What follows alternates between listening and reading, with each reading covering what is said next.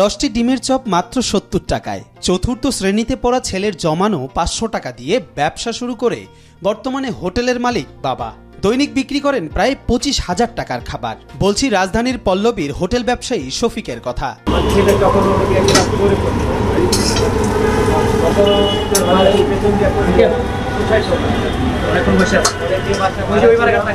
একটা নিয়ত করলাম না সেদ্ধ ডিম বিক্রি করবো। পরে যে বাসা ভাড়া ছিলাম সে দারোয়ানে করলো, ঠিক আছে নাতি আমি তোরে 500 টাকা দেবো, তোর বাপের 500 টাকা জোগাড় করতে কর। পরে আমার ছেলের ব্যাংক ভাঙ্গি 500 টাকা বাই করছে, আর ওই দারোয়ানে দিচ্ছে 500 টাকা। তখন কিছু ডিম আইনা সেদ্ধ কইরা রাস্তার ফুটপাতে বেচতাম। চাকরি হারা হয়ে 1 মাস পথে পথে ঘুরেছেন তিনি। তারপর বাবার অসহায়ত্ব দেখে চতুর্থ শ্রেণীতে পড়ুয়া সন্তান ও বাড়ির দারোয়ান এগিয়ে দিয়েছিলেন 1000 টাকা। সেখান থেকেই সাফল্যের পথে হাঁটা শুরু। প্রথম অবস্থায় নিজের সন্তান ও বাবাকে নিয়ে খাবার দোকান শুরু করলেও বর্তমানে তার দোকানে কর্মসংস্থান হয়েছে প্রায় 6 থেকে 7 জনের। আমার বাপ, আমার ছেলে, আমি মিলে কর্মচারী যখন ছিল না, তখন আল্লাহ দিকে ভালো স্পন্সর পাইতেছিলাম। করতে করতে করতে করতে এখন আল্লাহ দিলে এই পর্যায়ে আসছি।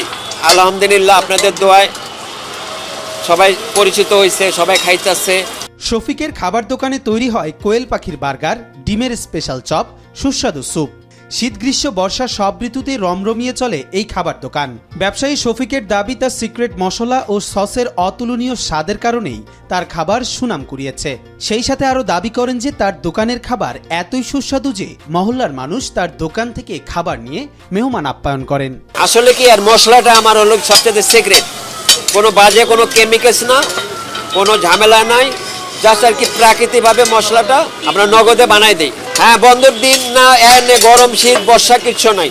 এই আশেপাশে যত অফিস আদালত বাসা বাড়ি মেহমান আমার এই সব খাওয়ান দিয়ে সে বিদায় করে। স্থানীয়দের মতে কোয়েল পাখির মাংস ডিম দিয়ে তৈরি ভিন্ন স্বাদের এমন খাবার তারা আগে কখনো খাননি। তাই তো এই খাবারের স্বাদ নিতে মাঝে মধ্যে ছুটে আসেন শফিকের দোকানে। কোয়েলের ডিমটা পাওয়া যাচ্ছে এই জায়গায় অনেক ফ্রেশ এবং খুব সুস্বাদু। এটা মানে মাঝে মাঝে আসি আমি এই জায়গায় খাওয়ার জন্য, খুব ভালো লাগে। আমার কাছে মনে হয় যে একটু ডিফারেন্ট। আপনার ডিম খাচ্ছি এবং এটা আমার কাছে খুবই সুস্বাদু মনে হচ্ছে। আমি মাঝে মধ্যে এখানে আসি।